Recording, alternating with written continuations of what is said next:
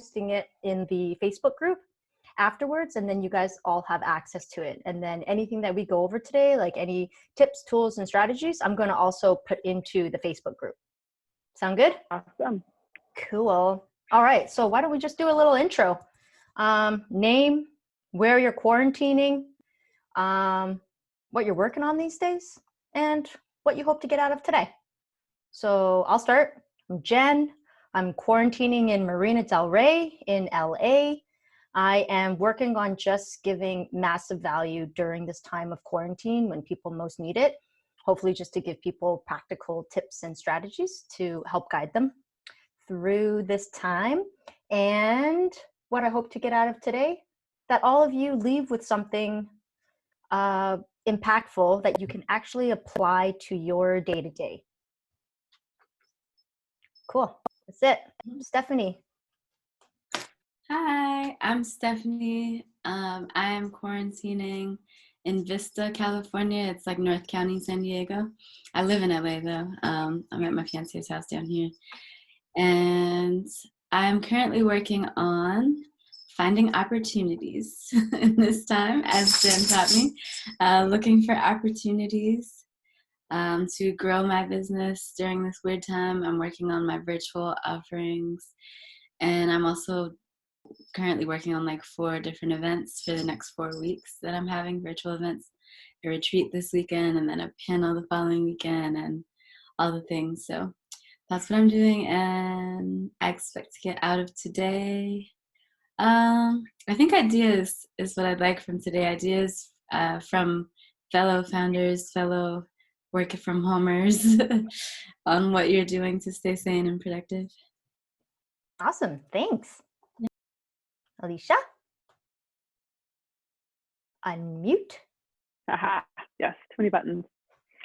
I am quarantining in Vancouver, and I am currently working on similar, revamping my offerings as someone who does community engagement on a physical level with vulnerable populations, trying to understand what that's going to look like moving forward at a local and international scale, both in practice and in policy. So just looking at how the world's moving and trying to adapt to it. Awesome. And what do you hope to get out of today? I'm trying to just get more structure and routine into my day because there's so much going on, whether it's like learn this course, build your skill set here, figure out how to bake bread with 2 ingredients. I would love to be able to find more structure so that I can actually be as productive in a healthy and balanced manner as possible. Awesome. Well, you're in the right place. Let me tell you that. Thank you. And Ray is a dear friend of mine from back in the day. He is a black belt jiu-jitsu instructor / professor. He knows all about structure, and he's going to be listening in on today as well as contributing. So Ray, go ahead. Not yet a black belt, purple belt in my mind. How many more levels till black belt? 2 more, brown. 2 more. Actually 1 more, brown, and then it'll be nice. Black. That'll be your quarantine goal. That is my quarantine goal. So yeah, there's something on the other side pulling me through. Yes, I'm also quarantining in Vancouver. Jen and I go back to our college days in BCIT, so Vancouver. And my goals today are to learn from everybody on some helpful tips and tools on how to keep not just myself motivated, but also all the students and people that I serve, how to help them also stay motivated. Awesome. Thank you. And Dara. Hi, I am quarantined in Venice, kind of on the edge of Marina Del Rey, so sort of in that little part of LA. I've been working with Jen for the last couple of weeks and really enjoying it, and really working on myself and with my business towards taking it from surviving to thriving, and learn different ways to have more accountability and more confidence in the way I work. And awesome. Then with this, I'd love to hear just the same thing with everyone else, just get some more tips on routine and things like that. Cool. Thank you. All right. Well, thanks everyone for sharing and introducing yourselves. I'm just going to go ahead and share my screen. Share screen, Keynote, share. Can you all see that? You're on mute, so okay, I will take silence as a yes. Okay, so today it is a series that I've created during this quarantine time. And it is just to help people manage themselves and their business through the COVID-19 crisis. And so my hope is just to give people as many tools as they can during this time, because we all need it. So best place to ask questions, I'm going to post a link for the Facebook group in the chat at the end. But here, like I said, it's going to give you a lot of the tips and resources from the presentations, the recording of the webinar, as well as just an open forum that's safe for everyone, just to post any questions that you want feedback on, or perhaps people that have experienced the same thing, like what has worked for them.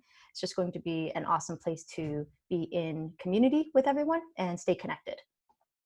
So let me ask some of you, what are your biggest challenges right now? Alicia, you had shared with me previously about just finding the right skills to be working on and what you hope to be getting back into career-wise after this crisis is over. Can you tell us a little bit more about that?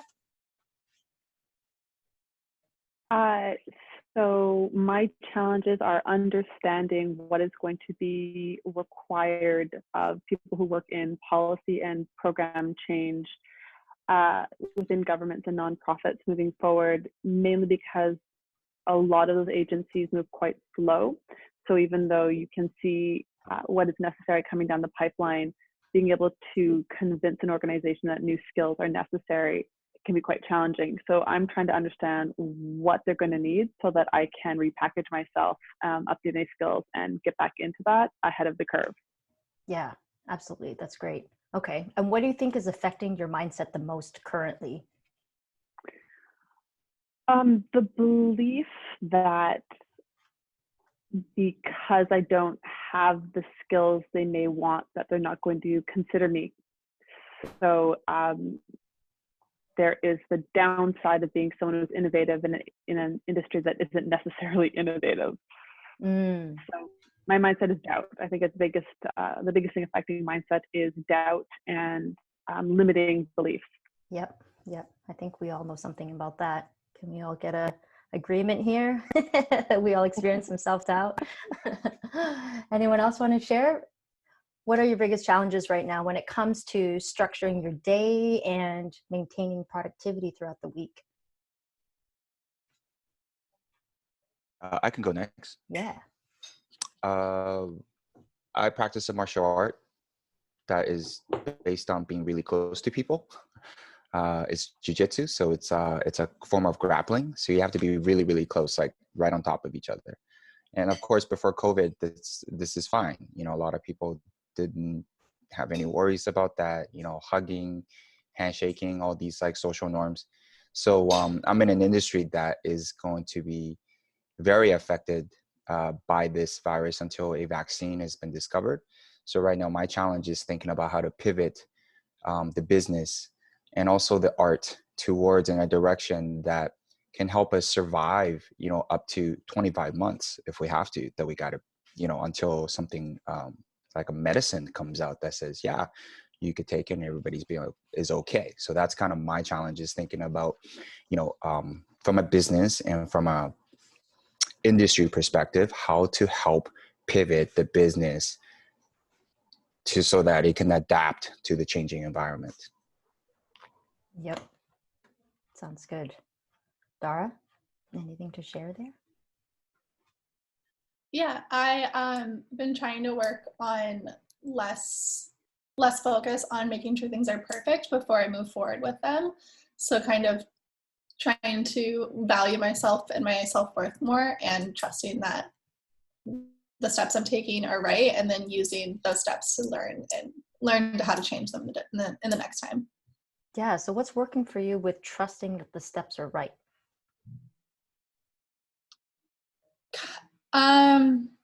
A lot of my work involves, because I make functional jewelry for anxiety, and right now I'm doing a lot of like e-commerce and a lot of social media stuff. So in the last couple of days, I've made a few posts, and I've been trying to have more more questions and interaction with my audience. So I'm getting more feedback and more positive feedback, and also some really constructive feedback from people, so I can kind of see how I should tweak things. So just letting in more people into my little world has also been pretty helpful. But Yeah, nice. Just taking steps in that direction and then learning is just eventually going to guide you, so you don't have to worry about it being perfect all the time, right? Yeah. Nice. And Stephanie, how about you? What are your biggest challenges right now when it comes to structure? When it comes to structure, I would say waking up. Because like pre-COVID, I was a pretty early riser just due to my schedule, and like I teach wellness classes all the time. So I start my day at 6 a.m. or 7 a.m. at least every day. And now like I've been waking up consistently at 8 o'clock, and that feels late to me. Mm-hmm. I feel like I shouldn't be waking up at 8 o'clock, and it throws me off a little bit. I blame Ozark because I'm Great watching show. Ozark till like 1:30 in the morning last night, and then I at least try to set my clock for 7:30, but then I like snooze it until 8. So it's, but what has helped though, I would say, is I've been doing Deepak and Oprah's meditation. You know, they have all these 21-day challenges. Yeah. So what I'm doing now is on hope and uncertain times, and it's 21 days. I'm on day 4.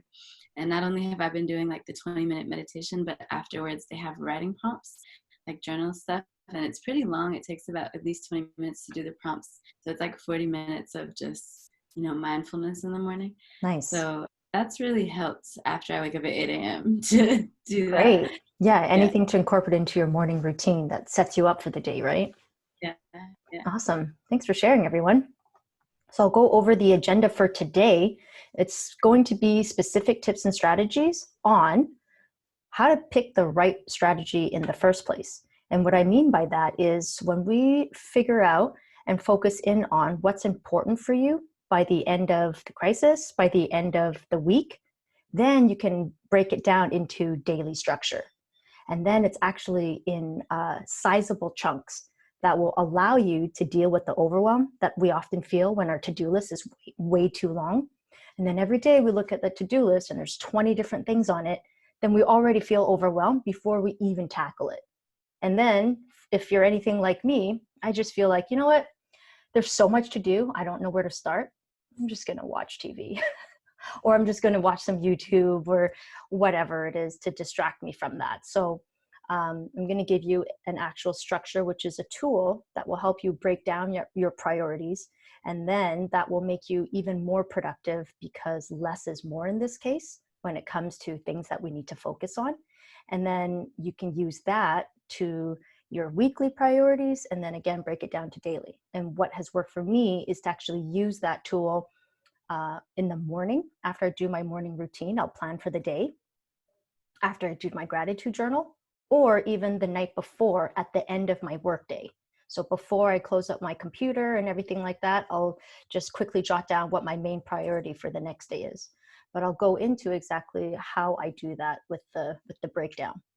And then how to create and maintain structure in an uncertain time, pretty much what I said there. And then 5 effective ways to deal with fatigue, overwhelm, and negative mindset. All right, so quarantine strategy. The first question to understand what you should be working on and the type of work that you need to be working on is to ask yourself, who do you want to be when this crisis ends? Or who do you want your business to be? So, for example, Alicia, when it comes to the end of the crisis and your career, what do you want to have done, or who do you want to become by the end of this so that you know you're on the right path? I want to have done some articles on the impact of COVID on housing and community agency and development so that I can be someone who's seen as an expert in what can be considered a rather niche area, but is quite becoming rapidly more and more important. Excellent. Okay, so then your overarching goal would be become an expert.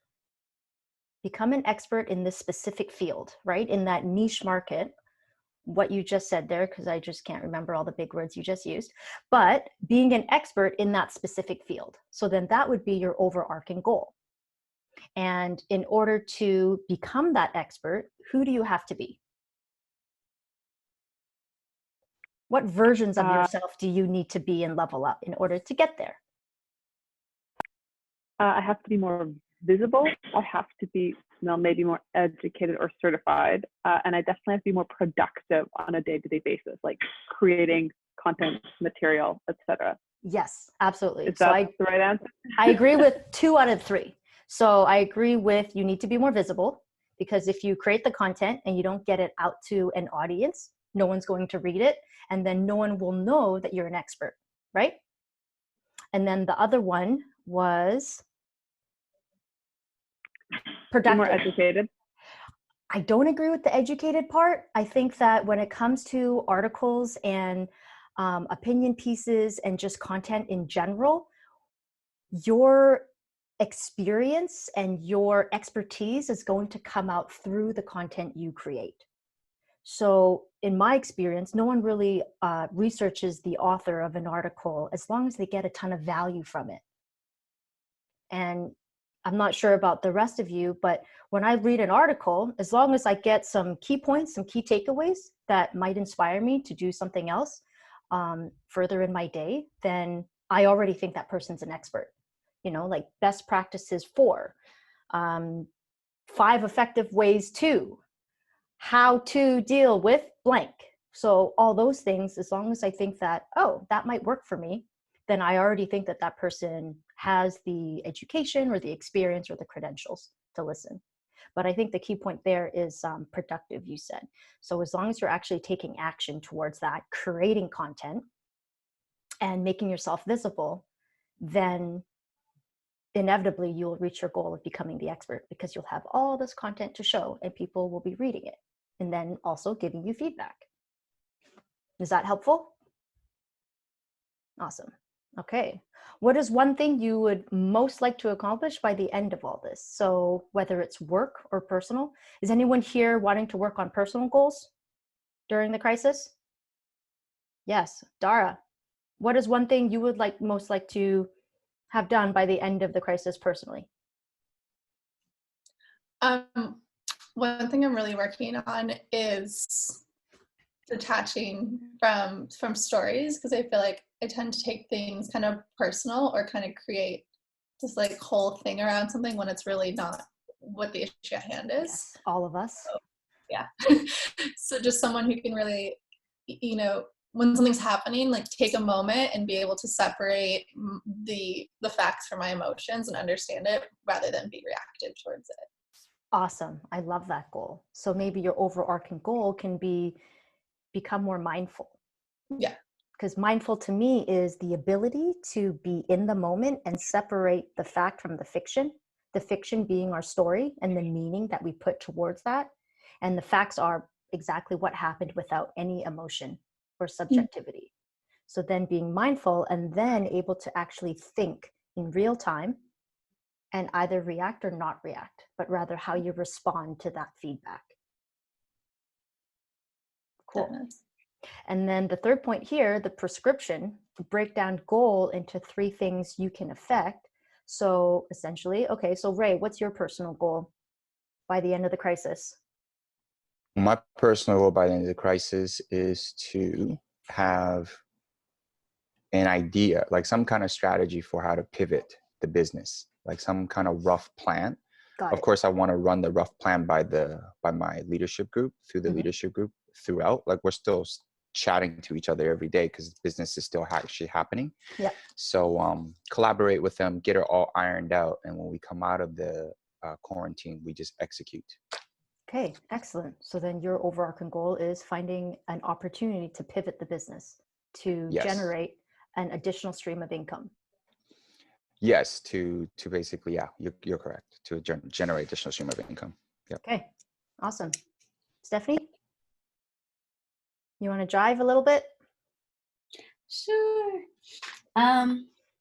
Well, one thing I hope to accomplish, I think, is my online course. In terms of what I want to be by the end of this, I would like to be considered a virtual wellness coach, like an online wellness coach after that, because I only really thought of my work as so in person because it's very personal to me. So I think in person, but I think being considered an online coach will help me scale more. So yeah, the biggest goal is the online course. Excellent. So becoming a virtual online wellness coach. Mm-hmm. Okay, excellent. I hope all of you wrote down what your main goal is by the end of the crisis, so you can leave with it today. And then I'm going to go over the prescription to actually breaking down each of those goals you have into 3 things that you can affect, so that if you accomplish them, will make that goal inevitable. So the goal is the result that you want. So I put here, which is the most important thing you'd like to achieve by the end of the quarter. So say, for example, by the end of June. And I'm just doing that because that's a little bit less scary than the year, since we don't know exactly what the year holds, because who knows what might happen. This week, what day is it? Wednesday? It's already felt like a year. It's been a year of a week. So for me, okay, what do I want to accomplish by the end of the quarter? And then something else is perhaps by the end of the crisis, but because there's really a lot of uncertainty around when that might be, I just chose by the end of the quarter because that's about 2 months and some change. You can break it down to monthly as well, what you'd like to achieve by the end of the month in order to get to your goal. And what I mean by SMART, anyone know what a SMART goal is? Yeah, Ray. Specific, measurable, achievable, realistic, and timely. Yeah, that's right. Gold star. So specific means, what do you want to do? Is it direct? Is it detailed? And is it meaningful to you? Measurable is, how will you know when you have reached it? Is the goal quantifiable so then you can actually track progress? Achievable is it in your capability to accomplish it? Is it realistic and you have the tools and resources you need to attain it? And then the R is realistic or relevant. Can you realistically achieve it? And is it aligned with your own values or your company values and your mission? And then T, is it time bound? So your goal has to have a deadline in order for it to have any meaning, because then it's just a cloud in the sky.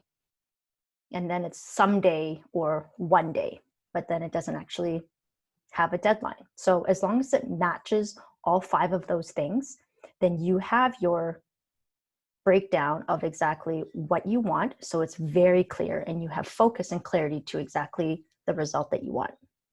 Make sense? Anyone have questions there? Good. And I can also post the definitions of the SMART goal in the Facebook group. Okay, so prescription. This is going to be the biggest thing that you take away from today, hopefully. It is the tool. So your goal is what we discussed earlier. Now you need to break that goal down into 3 things that, if you accomplished, would make that goal inevitable. So let's use someone as an example to help you through this thought process. Anyone want to take a stab?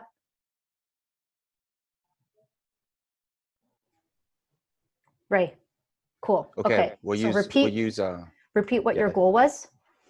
My goal is to pivot the business, pivot the business through COVID. Yes. Excellent. Okay. So what are 3 things that you can think of that, if you accomplished, would make that goal inevitable?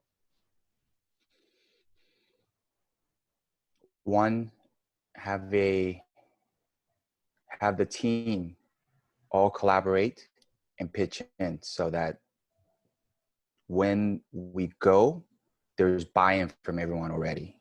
Everybody's clear because they've all given a piece into that strategy, so they feel like it's theirs. Perfect. That's Collaboration amongst the team and just brainstorming for ideas.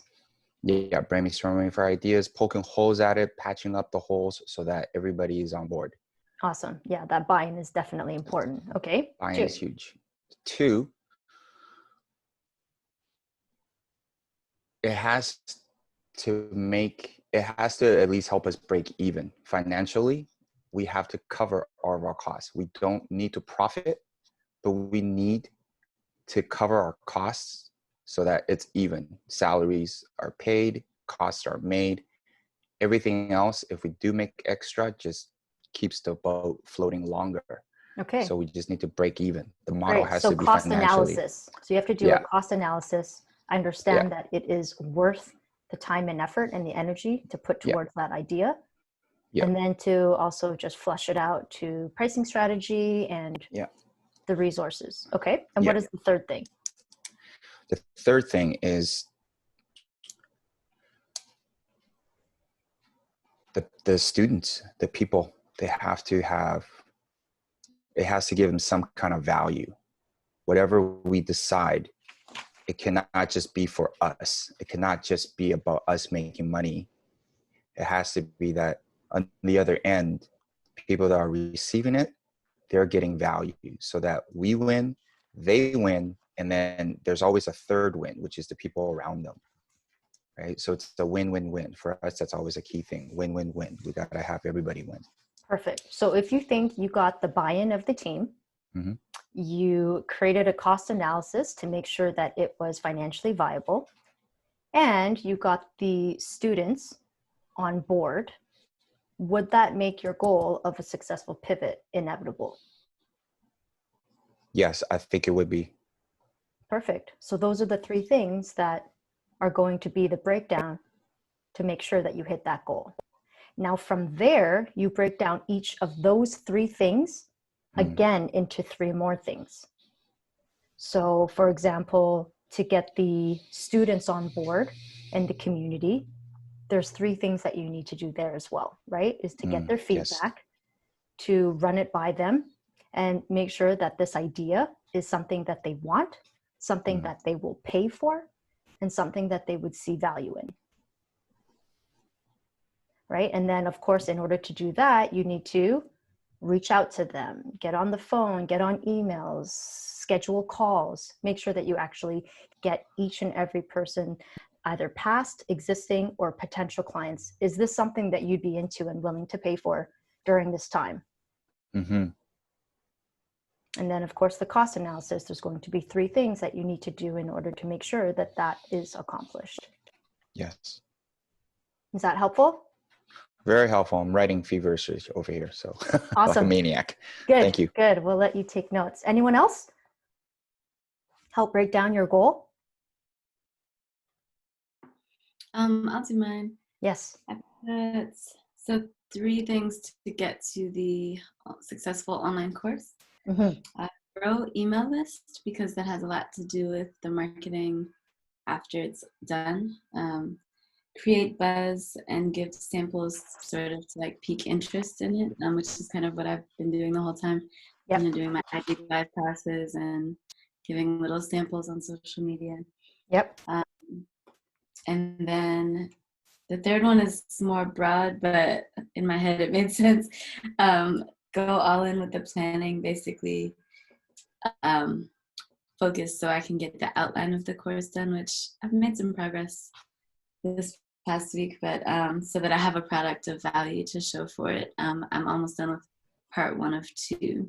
So. Okay, perfect. So I'm going to break that down a little bit. So your overarching goal was what? To finish the online course. To finish the online course, but also is becoming an expert online wellness coach, right? Yeah. Is that the right wording? Or what would you call it? No, same, online wellness coach. Okay, perfect. So to become an expert in that, what are 3 things that you would need to do in order to make sure that that was achieved? 1 would be online wellness course. What would be the other 2 things? Grow my online presence, grow my audience online. Absolutely. Presence. Yeah. Yep. Okay. And what's the third thing?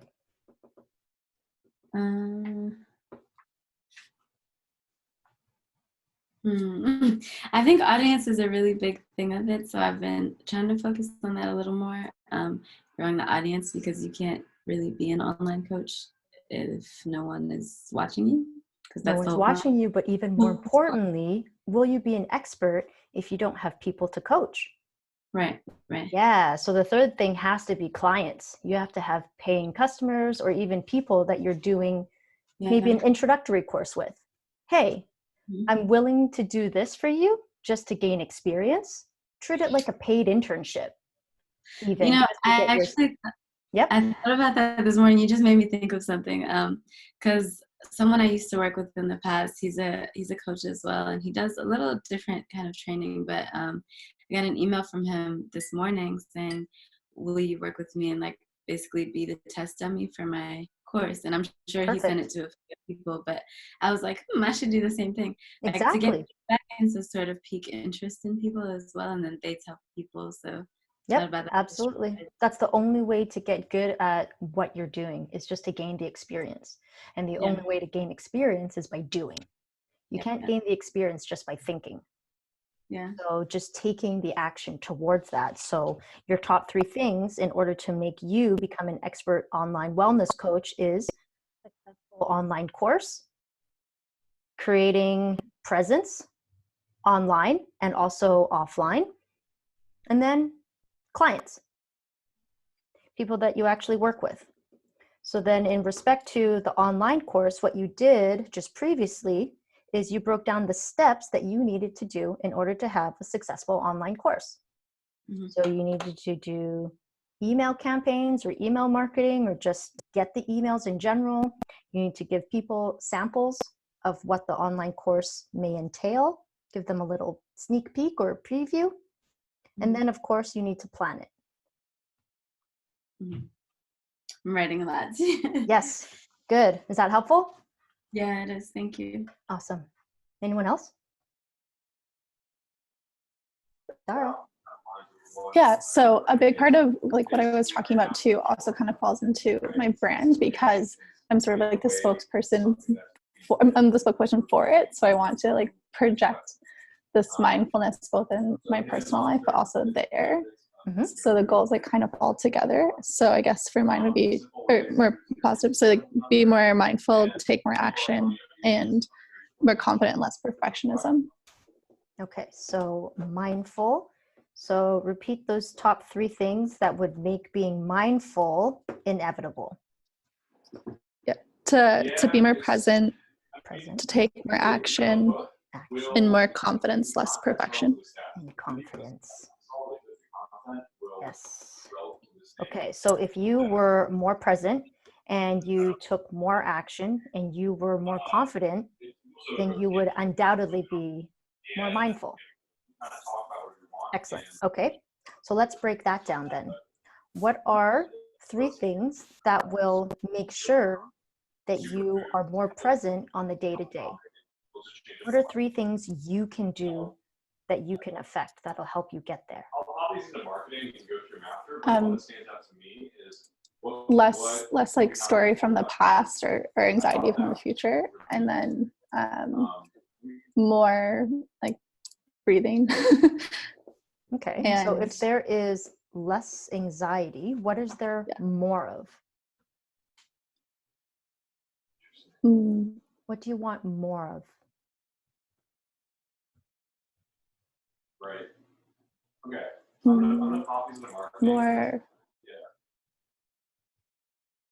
More motivation. More motivation? What will help you to be more present in the moment if you had more of?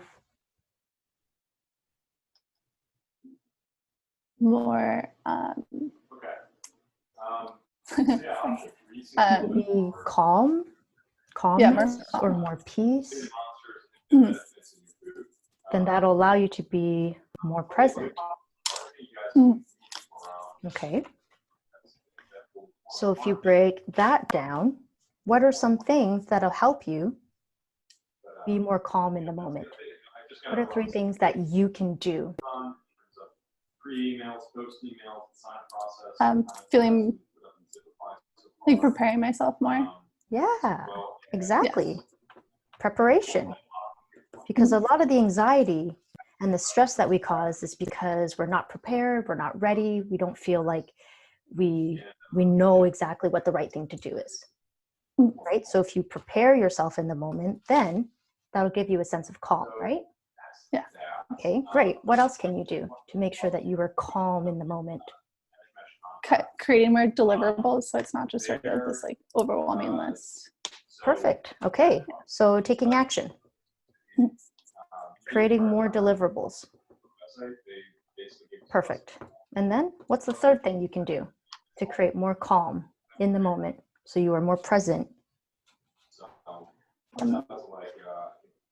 One thing that we just talked about the other day was like setting due dates to stuff so that there's more deliberate, to be more deliberate. Perfect. Deadlines.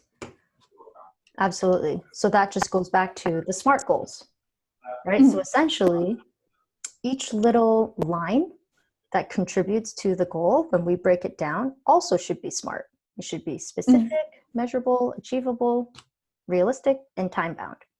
So any deliverables that you're doing should have a time or deadline attached to it so that you know that's when you need to deliver it by and within a reasonable time. So if you do those things, if you are prepared and you are taking action, creating deliverables, and it is attached to deadlines, do you think that will help you to become more calm so you are inevitably more present in the moment? Yeah, I agree. Yeah. Yeah, think about it. Awesome. So then when it comes to taking action and also creating more confidence and having less of the past come into the moment, if you think of each of those things that could be broken down into 3 chunks that help you get there, then that'll keep you focused on what you need to be concentrating on moment to moment, day to day. Yeah.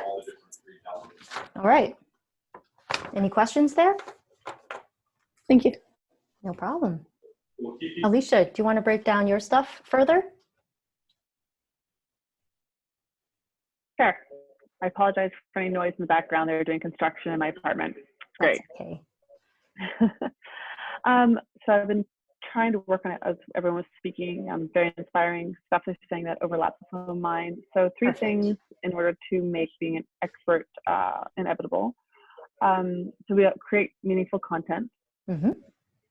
For me, it's also contact some of the key players. So the people that are the movers and shakers, influencers in this world. So, UN. Yes. And then have something to offer as a service, or a lot of what we end up doing is finding people's pain points. So, hey, you're having a protest. This is how I would calm it down if you hired me to do issues management. Perfect. Yeah, a call to action or an offer is important. Great. Okay, so why don't we break one of those things down?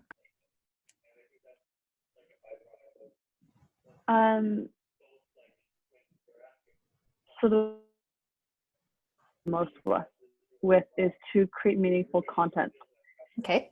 So what I have is to have a website or platform which can host articles or opinion pieces. Okay. I need to have topics to write about, Yep. which requires research as well. Mm-hmm. And the third one I have not come up with. Well, you need to write it. Okay. I know it sounds so simple, but if you have the topic and you have the hosting platform and you write it, then those 3 things will make having content inevitable. Sure, just need to write it. Yeah, exactly. So that's the thing with this tool as well, is that it's so simple. It actually allows us to get out of our own way, out of our own clutter that holds us back from preventing us from reaching those goals or checking those things off the to-do list. So as long as you're able to prioritize exactly what you need to focus on, and then break it down into realistic chunks that would actually impact that result, then day to day, you're going to be far more productive than just having a super long to-do list of everything that you need to do. So with your topics, that is also going to be broken down into 3 things, right? So you said research.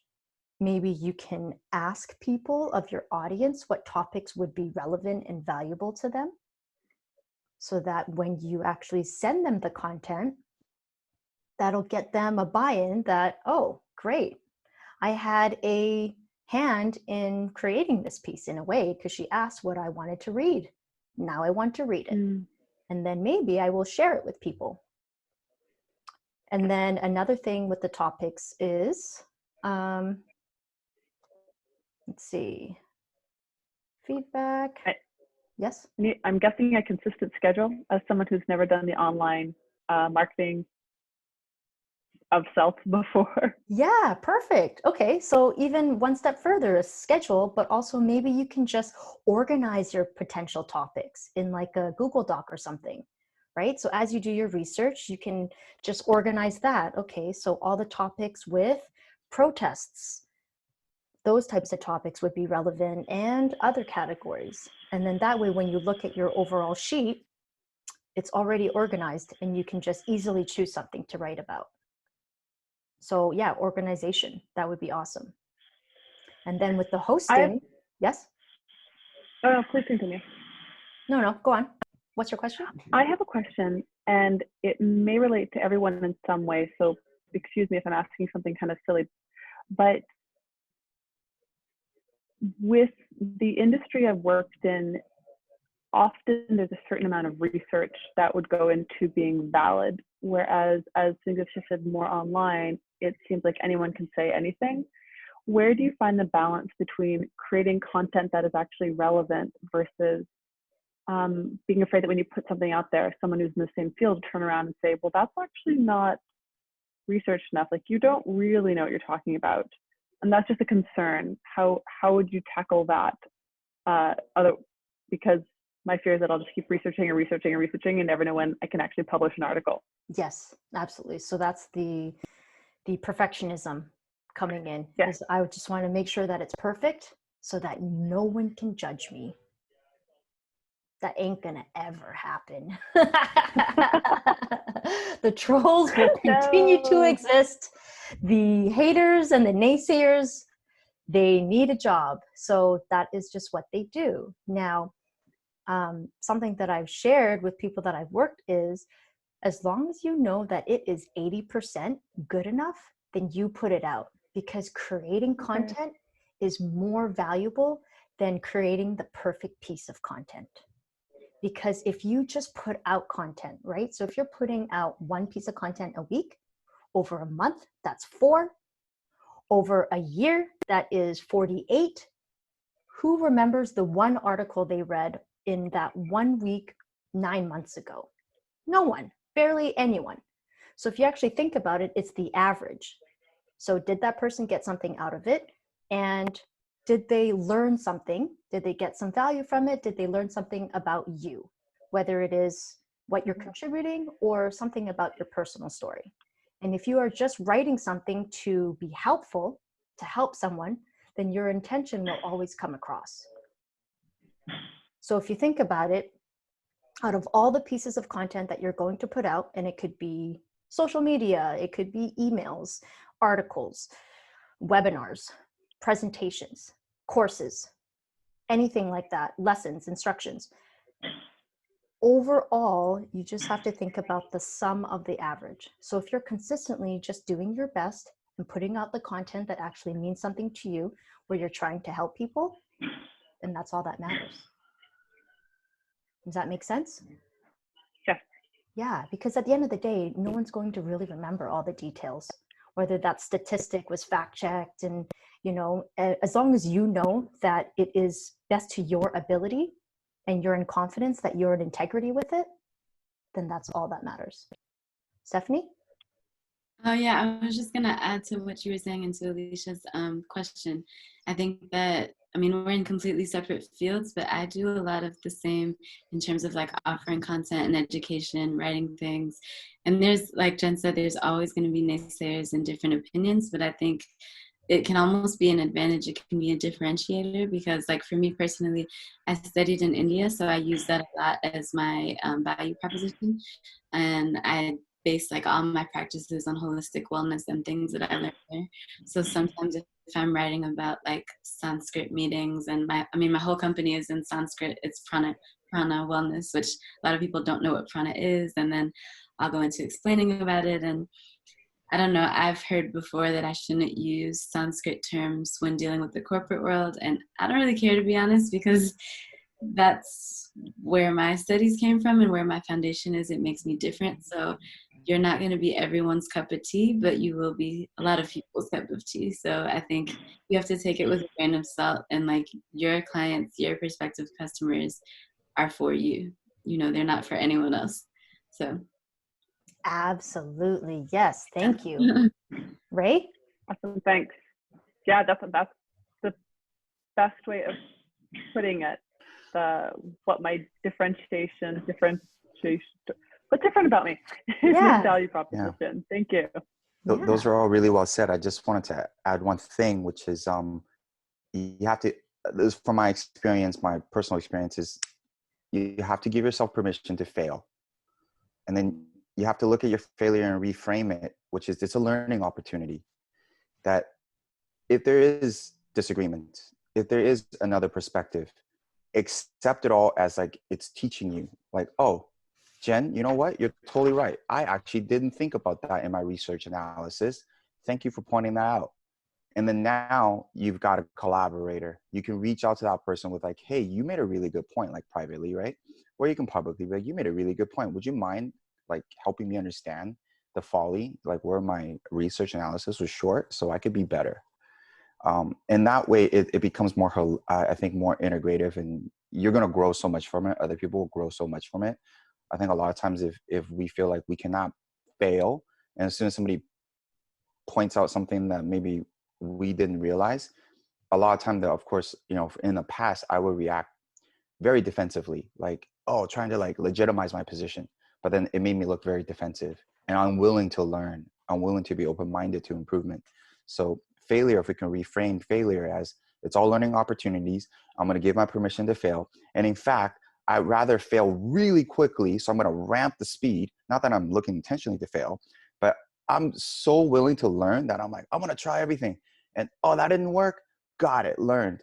That didn't work. Got it. Learned. If I can ramp that skill up, then the quicker I get that learning out of the way, the faster I'm going to be like offering a product or a service that people are going to resonate with more, because they're like, wow, that is really cool. I get that.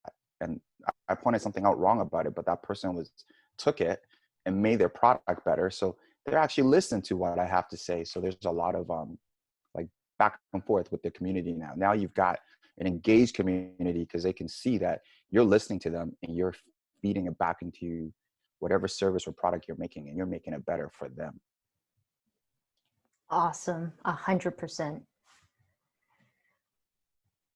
A little note about that too is I love what you said there, is the permission to fail, because in all aspects, a lot of the fear that we experience when it comes to professional life and accomplishing things has to do with the fear of failure, right? So on a note about that, no successful person has ever got to where they are today by not failing.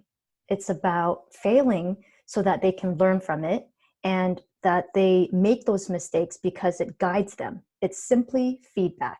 What I always say, failure is feedback. So, and at least you are taking action to figure out whether that thing works or whether that thing fails. And if it fails, then you have more information that, okay, not going to do that again. That didn't work. That didn't apply to my target market. That wasn't necessarily valuable for them. I will omit that. And then next time I will focus on what works. So in all aspects, failure is just feedback. And when you reframe it that way, then it's not so scary. Because like I said before, the only way to gain experience or to become an expert is by doing. And by doing, you will naturally fail, right? You will make mistakes. And then when you learn from them, then you can just get better and better. All right. Thanks so much. That was awesome. Okay, so create and maintain structure. So outside of your breakdown of the goal that you want, and then breaking it down to 1 to 3 priorities, and then breaking those down further, this is something else to think about. What do you need in order to be successful? So is that a specific work environment that you've created for yourself at home to make sure that when you're in that space, it is yours and you have uninterrupted time so that you can be focused and productive? Or is it that you have set yourself up with healthy habits? Did you do your morning routine? Did you meditate? Did you exercise? Did you have a healthy breakfast? Did you drink water, have coffee? So all of those things contribute to what do you need in order to be successful? Because the only way for you to check those things off of your to-do list, even though you break it down, you need to make sure that you are in a place where you feel like you can tackle that, right? So did you get enough sleep? And are you in a good mood to actually take it on? And then what contributes to your mood? Good sleep, good food, and the right mindset. So with that respect, what will set you up for a more positive mindset instead of a negative mindset? What do you need to do in order to get to that space? What has worked for you guys when it comes to making sure that you are in the right zone to take on the day?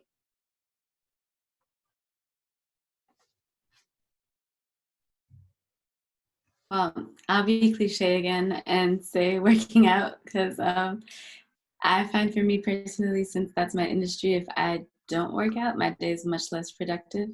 So I'm getting back into the groove like just now of doing morning workouts rather than evening or skipping it altogether because my day is more productive when I work out in the morning. I have that energy.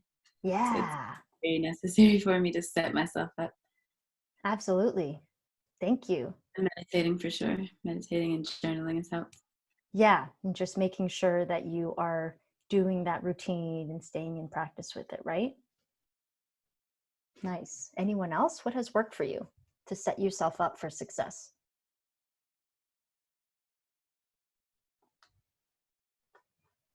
Sorry, Ray, go. No, ladies first. Go ahead.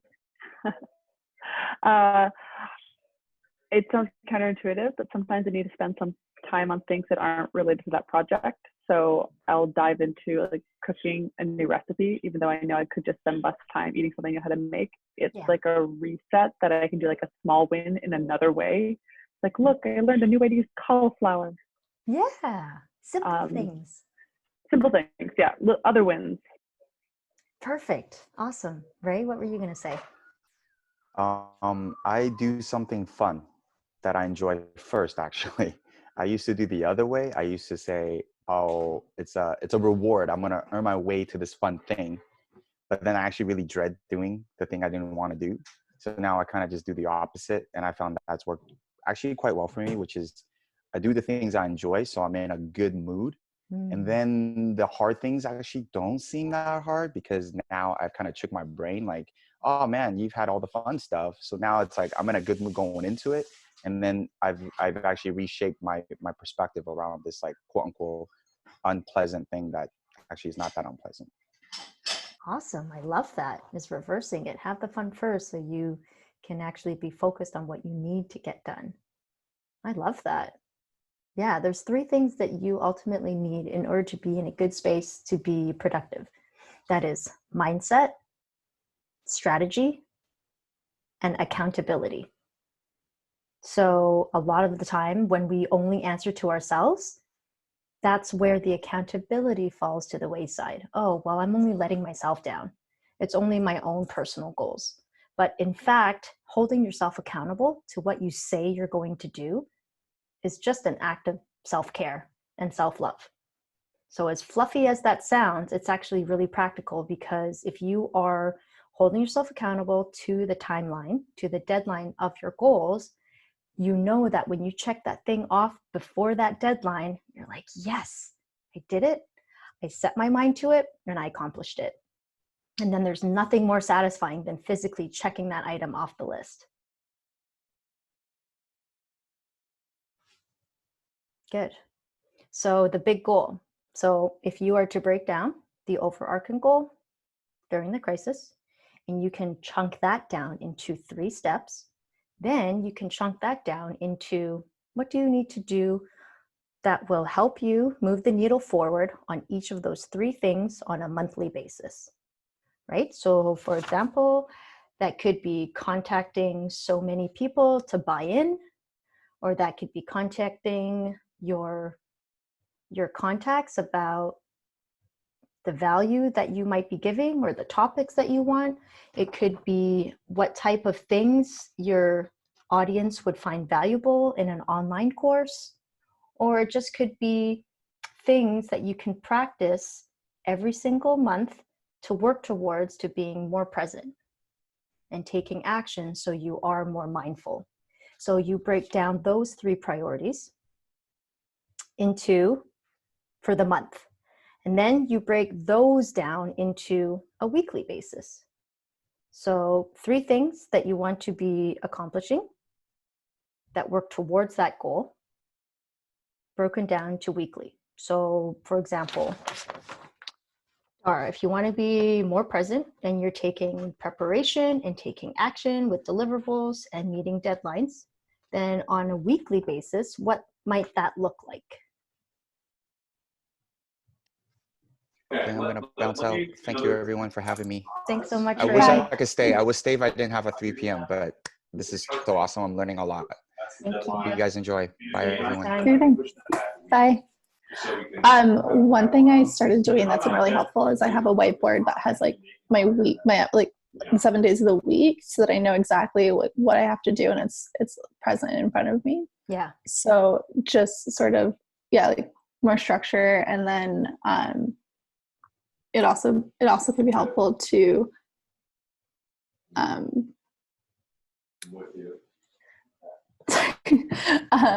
to sort of have. So I'll help. So I'm when getting it comes nervous. to, yeah, that's okay. So when it comes to, say, not bringing up your past as much into the moment, right? Which will create less anxiety and more calm. On a weekly basis, what type of activities or exercises or tools could you be using on a weekly or daily basis to promote that within you? Okay. Yeah. I do meditate and like practice yoga, but I don't always do it every day. So if I try to, Perfect. even if it's just like 20 minutes, like Yeah. do one of the 2 a day.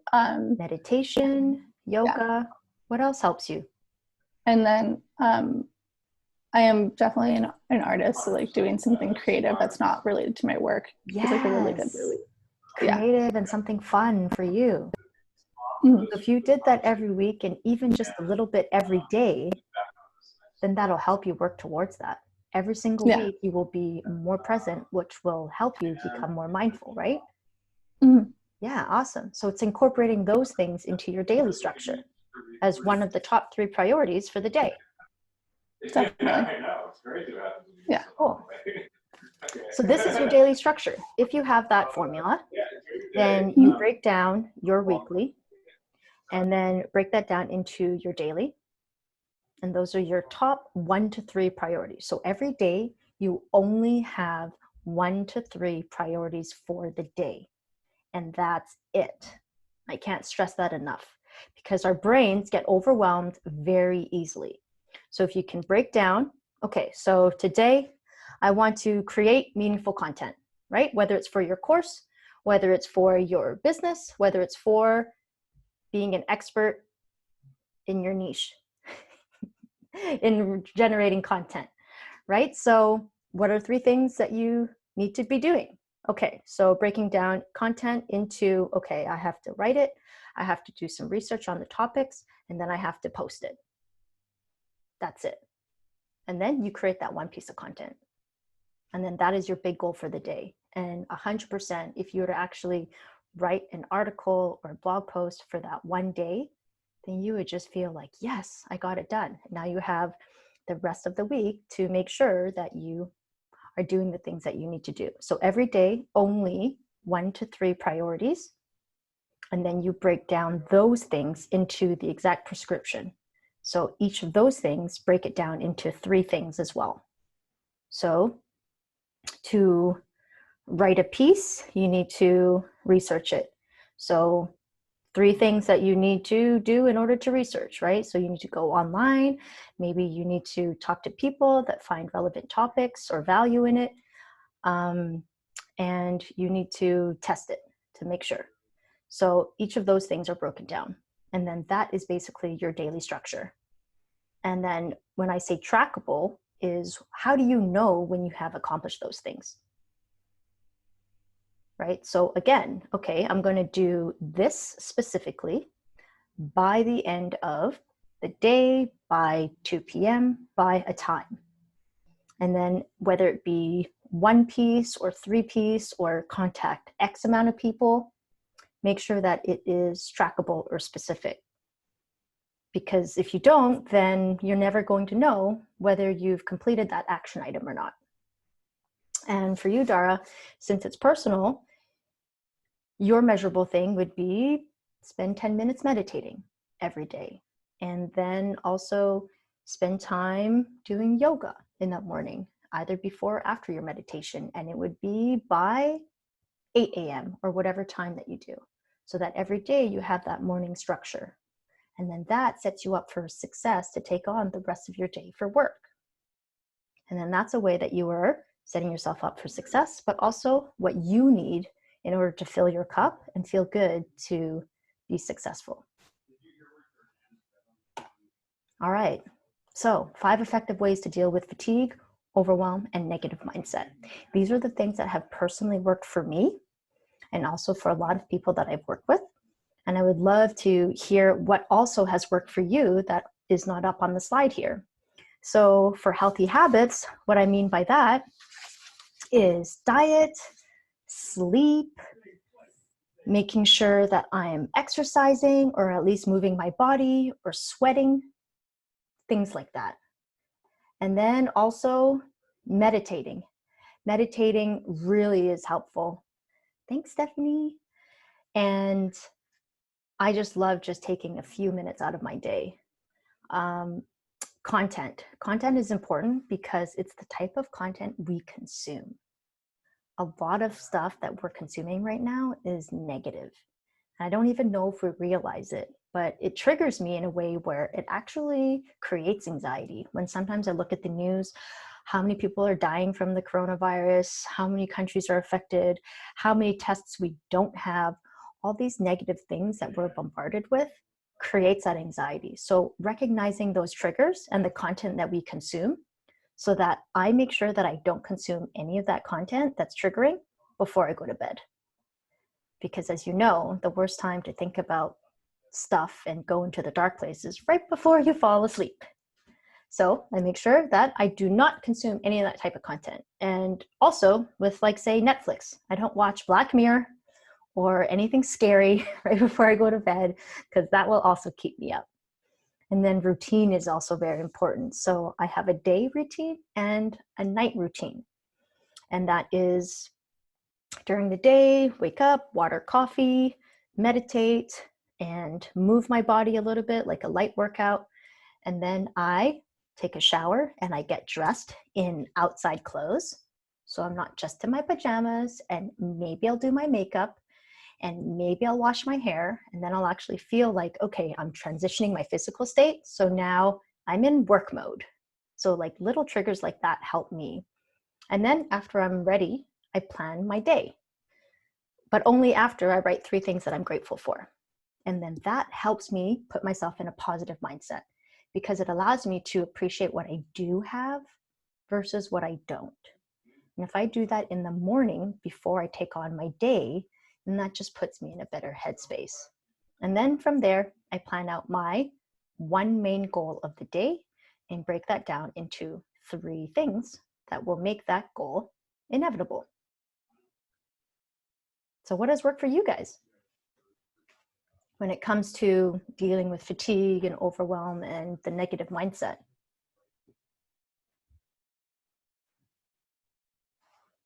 So all the things you're putting on here are great because they're definitely ones that I do.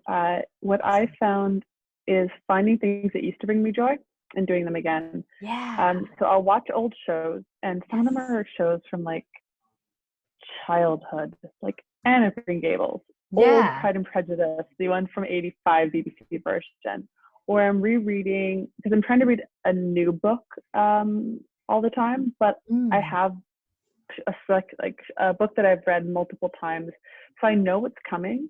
And what I've realized for anyone who's dealt with anxiety or depression or stress related to the unknown is that even watching a show I don't know where it's going to go, even if it's like a comedy, is an extra stressor on your body. So I found that rewatching shows that brought me joy in the past, rereading something that was one of my favorite books, has just allowed me to stay present into feelings of when I was my best self, for my good self, or things are going right, and makes me just feel a little more resilient.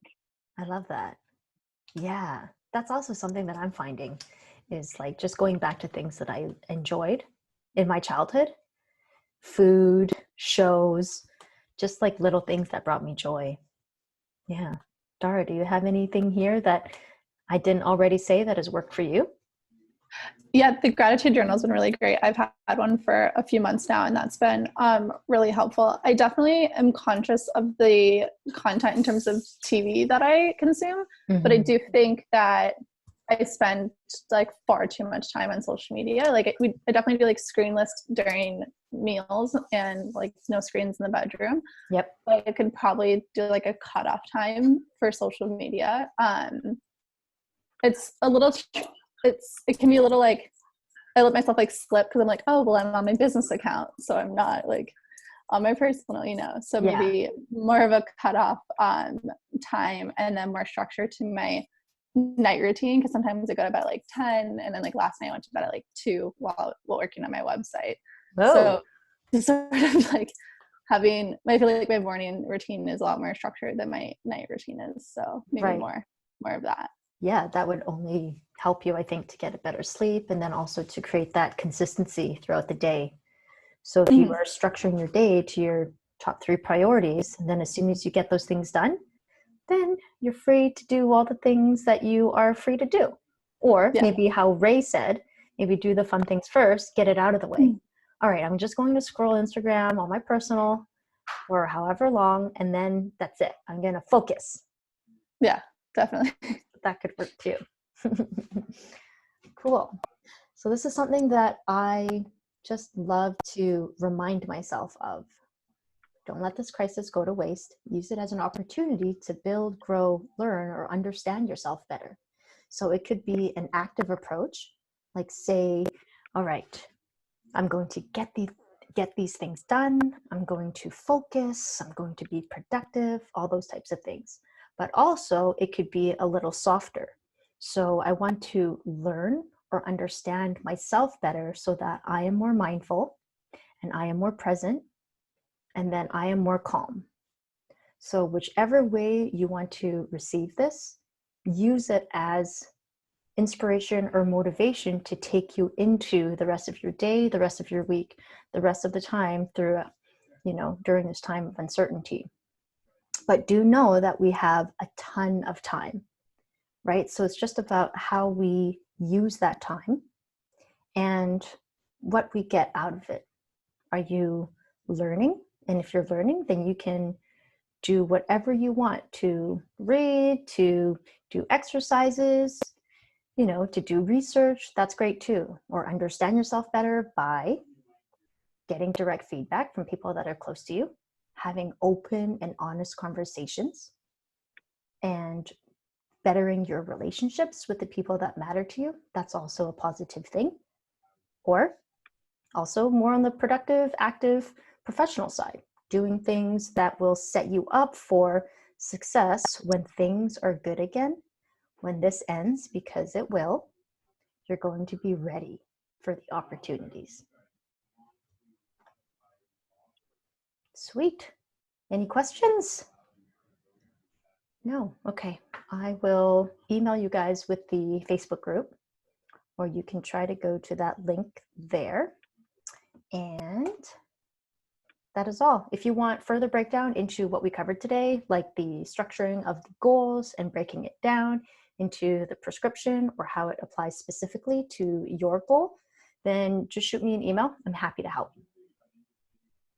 All right. Any questions before we go?